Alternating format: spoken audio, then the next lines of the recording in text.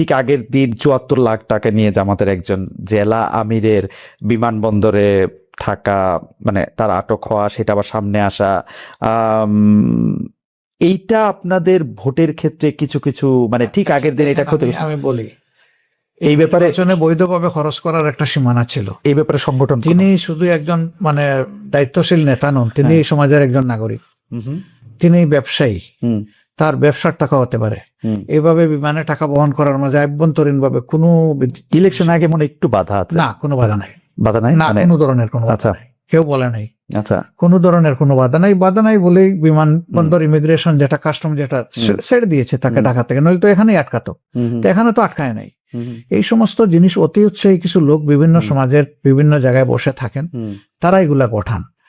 আমরা ঠিক আছে ধরে নিলাম ৭৪ লাখ, কেন ৭৪ কোটি টাকা আমরা কে কোথায় গিয়ে টাকা বিতরণ করেছি, কারে দিয়েছি, সেটা একটা ডকুমেন্ট বের হয়ে আসুক। ৫৬,০০০ বর্গ মাইলের শুধু ঠাকুরগাঁই তো একমাত্র জায়গা না, আরো তো ৬৩টা জেলা রয়ে গেছে। অনেকে বলেন যে আমিও সেই সময় বাংলাদেশে ছিলাম, তো অনেকে বলতেছেন যে ব্যাংকের থেকে তো ১ লাখ টাকার বেশি তোলাই যেতেছিল না ওই সময়, বা এটিএম কার্ড থেকে তোলাও দিচ্ছিল না। ব্যাংক থেকে সব টাকা মানুষ ব্যাংকে রাখে, আমিও তো আমার সব টাকা ব্যাংকে রাখি। আমি ব্যাংকে সেফ মনে করবো কেন? যে দেশে ব্যাংক ডাকাতি হয়ে যায়, যে দেশের ব্যাংক ডাকাতি হয়ে দুনিয়ায় লন্ডারিং হয়, সেই দেশের ব্যাংকে আস্থা কোথায় জনগণের? এতগুলা ব্যাংক কেন আজকে মুক্তগুলো পড়ে থাকলো? এতগুলা ব্যাংকে কেন একসাথে আনতে হলো? এগুলার জবাব কে দিবে?